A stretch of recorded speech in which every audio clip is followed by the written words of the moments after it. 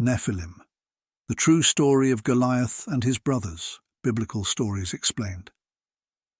In a time when giants roamed the earth and the fate of nations teetered on the edge, their existence defied the natural order, a clash of heaven and earth brought to life. Imagine standing on a battlefield, gazing up at a towering figure nearly 10 feet tall. His shadow stretches over you as his thundering voice shakes the ground beneath your feet. This was the chilling reality for the Israelites as they faced Goliath, a giant whose very presence stirred whispers of ancient rebellion and divine mysteries. But Goliath wasn't just a Philistine warrior. He was a Nephilim, a remnant of an ancient race born from rebellion, mystery, and violence. To understand Goliath and his equally fearsome brothers, we must journey back to a time before the flood, before David, and before humanity's plunge into chaos. The Nephilim make their enigmatic debut in the Bible in Genesis 6:4, which says, "The Nephilim were on the earth in those days, and also afterward, when the sons of God went to the daughters of men and had children by them. They were the heroes of old, men of renown." The sons of God, often interpreted as fallen angels, defied divine boundaries by taking human women as wives. From this forbidden union came the Nephilim, a race of giants who combined immense strength with deep corruption. They spread violence and destruction across the earth, becoming symbols of rebellion against God's creation. This corruption was one of the reasons for the Great Flood, a divine reset meant to cleanse the earth. Yet somehow, the bloodline of the Nephilim persisted, surviving to haunt humanity once more. Generations later, Goliath and his brothers emerged as the last echoes of this ancient lineage. These giants of Gath were not just warriors, they were the embodiment of fear, their physical might and unshakable arrogance unmatched. Goliath, the eldest, stood as the Philistines' champion, taunting the Israelite army for 40 days with his brazen challenges. His armor alone weighed over 125 pounds, and his massive spear, too heavy for any normal man, was a weapon of pure intimidation. But Goliath represented more than brute strength. He symbolized the lingering influence of the Nephilim, a reminder that their rebellion against heaven had not yet been extinguished. His defeat by a young shepherd boy, David, armed with nothing but a sling and unshakable faith, was a pivotal moment. It was more than just a victory for Israel. It was a divine triumph. But Goliath's death was only the beginning. In the aftermath, chaos erupted among the Philistines, but in the dark corners of Gath, Goliath's brothers plotted revenge. Ishi-Benob, the second eldest, forged a sword specifically to kill David, the one who had disgraced their family. Saph, the third brother, known as the Terror of Gath, sought to crush David with his unparalleled brute force. Then there was the unnamed giant, an eerie figure born with 6 fingers on each hand and 6 toes on each foot, a physical testament to the unnatural origins of their bloodline. These brothers weren't mere footnotes in history. They were skilled warriors with one purpose: vengeance. For them, it wasn't just about avenging Goliath. It was about reclaiming the dominance of their ancient lineage. Their strength and fury threatened to shake Israel to its core, sparking a series of battles that would test the faith and resilience of God's chosen people. David, no longer the shepherd boy who felled Goliath, now led his men as a seasoned warrior. Together they faced the giants in battles that transcended physical combat. This was a spiritual war, a clash between the forces of heaven and the remnants of a rebellious bloodline. The outcome would determine not only Israel's survival, but also whether the Nephilim legacy would rise again to challenge the divine order. The story of Goliath and his brothers is more than just an epic tale of war. It's a narrative steeped in the eternal struggle between good and evil. It's a reminder of the dangers of crossing forbidden boundaries and the enduring power of faith in the face of overwhelming odds.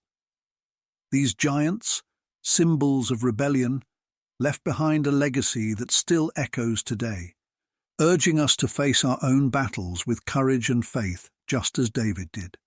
This saga of giants, rebellion, and redemption invites us to reflect on the ultimate triumph of light over darkness. So, as you ponder the story of Goliath and his brothers, remember, the giants we face, be they physical or spiritual, are no match for the strength we draw from faith, courage, and the divine. Hunted like prey. The youngest and most enigmatic of Goliath's brothers was a giant unlike any other. Born with 6 fingers on each hand and 6 toes on each foot, he was a mystery even to his kin. This physical anomaly made him an outsider even among the Nephilim, yet it also set him apart as something extraordinary. His mind was as sharp as his blade, and he knew brute force wouldn't be enough to kill David. To succeed where his brothers had failed, he needed cunning, a strategy that would catch the king off guard. Meanwhile, word of the giant's thirst for vengeance reached King David, now Israel's seasoned warrior king. David had long outgrown the youthful vigor of the boy who felled Goliath. His victories had carved his name into the annals of history, yet the looming threat of Goliath's brothers weighed heavily on his heart. David could sense the storm of battle gathering on the horizon. One fateful day, while leading his men into combat against the Philistines, David felt the strain of his years on the battlefield. His movements were slower, his energy fading. Sensing his vulnerability, Ishi-Benob, the second of Goliath's brothers, seized the moment. Clutching a massive sword forged for one purpose, to kill David, he charged through the chaos of the battlefield, his battle cry a deafening roar. David, isolated and weary, saw the giant approach. The years of fighting had left their mark, and for a fleeting moment it seemed that this might be the end. Ishi-Benob's blade gleamed with deadly intent, and the weight of his strength bore down on the king. But David's story was far from over.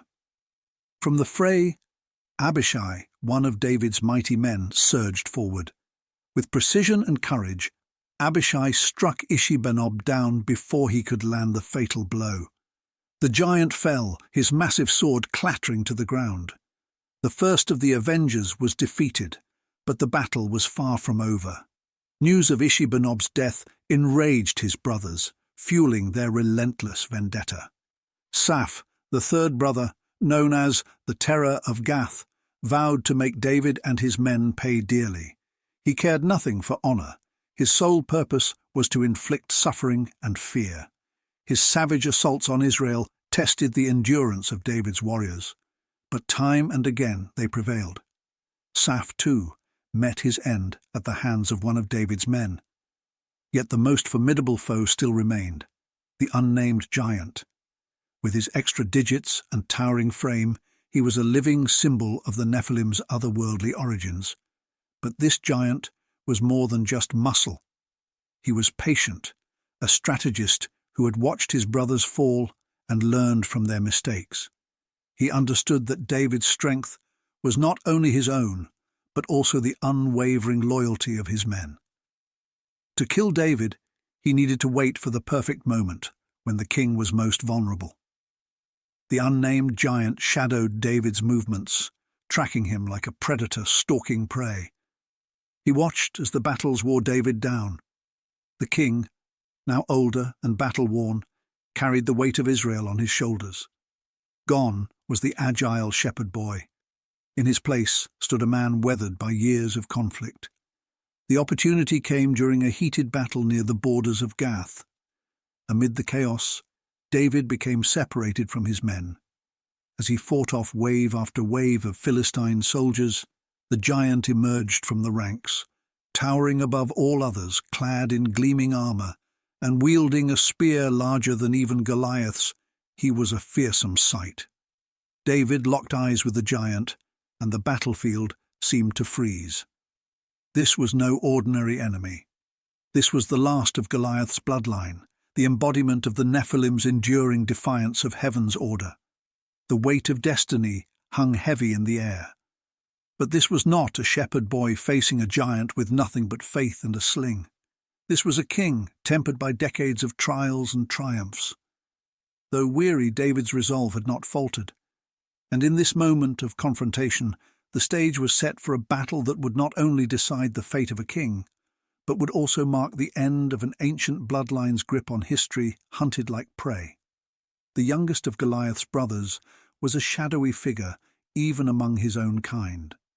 Known only as the unnamed giant, he was marked by a rare deformity: 6 fingers on each hand and 6 toes on each foot.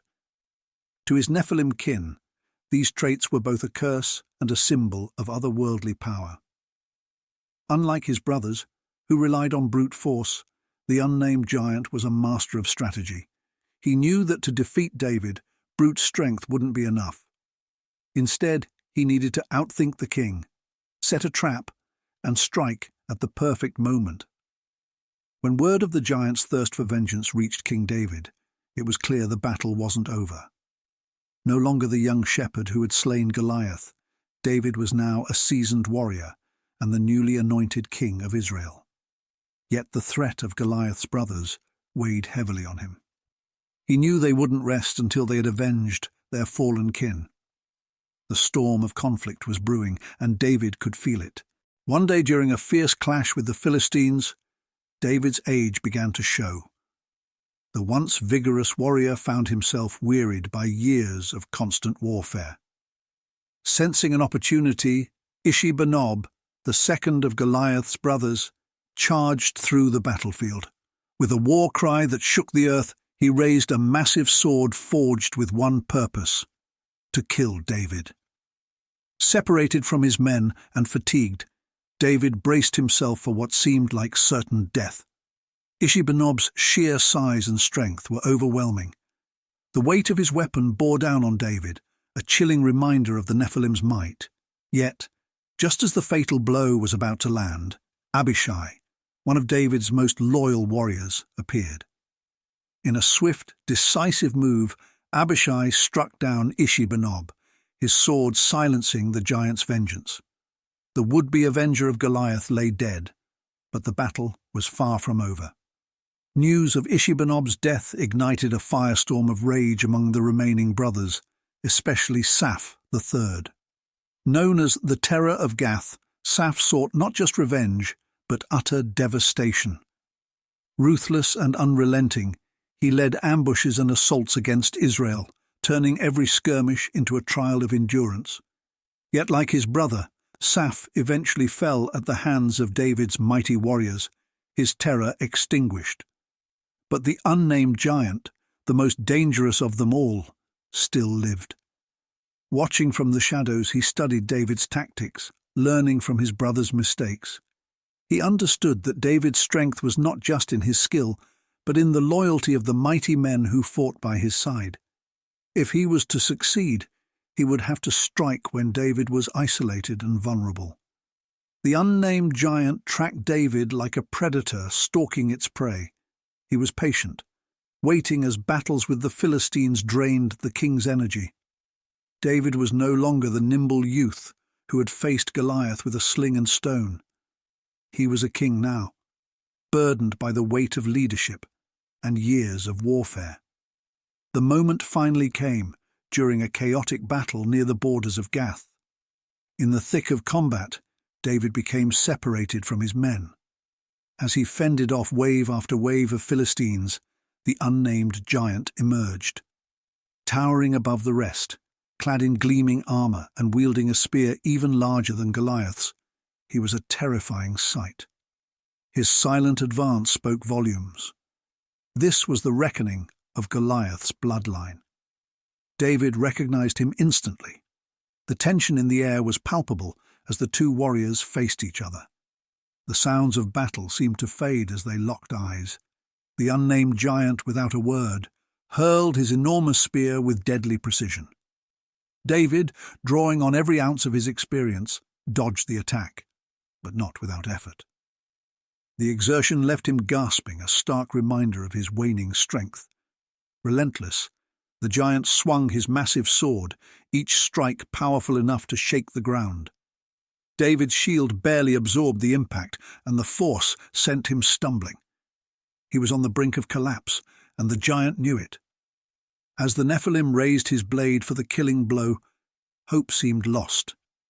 But David was never truly alone. From the chaos, Jonathan, son of Shimea, one of David's mighty warriors, surged forward. With courage and skill, Jonathan intercepted the giant, striking him down in a decisive blow. The unnamed giant fell, his ambitions of vengeance shattered. The last of Goliath's brothers was defeated, and with him the line of the Nephilim giants came to an end. Their shadow over Israel was finally lifted, a testament to the enduring power of faith, courage, and the bonds of loyalty. David's legacy as the giant slayer lived on, not as the story of a lone hero, but as a king who inspired those around him to rise to greatness. A seasoned warrior and nephew of David, Jonathan, knew what was at stake as he saw the king in mortal peril. The echoes of David's own victory over Goliath rang in his mind, but this time it wouldn't be the boy who brought down the giant. It was his turn. With a swift, calculated strike, Jonathan attacked the unnamed giant, catching him off guard. The giant staggered, momentarily thrown by the speed and precision of Jonathan's assault. As the towering figure struggled to regain his footing, Jonathan pressed his advantage. His blade flashed in the sunlight, delivering a decisive blow that felled the last of Goliath's brothers. The earth seemed to shudder beneath the giant's mighty form as it collapsed, his blood soaking the ground where he fell. With the death of the unnamed giant, the reign of the Nephilim in Gath came to an end. The shadow of terror that had loomed over Israel for generations was finally lifted. David, though weary from the battle, breathed a deep sigh of relief. Once more, he had survived an enemy born of rebellion and defiance against God's order. Yet he knew the victory was not his alone. His loyal men, courageous and steadfast, had been his salvation in his moment of need. Raising his eyes to heaven, David gave thanks to God, for this triumph was another testament to his divine protection. The fall of the Nephilim, a race once feared as unstoppable warriors, was a powerful reminder of God's favor resting upon Israel. Yet whispers and legends hinted that the bloodline of the giants was not entirely extinguished. Far from Israel, in distant lands and ancient traditions, stories spoke of giants who still walked the earth. These tales served as a chilling reminder that the struggle between heaven and earth, between good and evil, was far from over. For now, though, peace returned to Israel.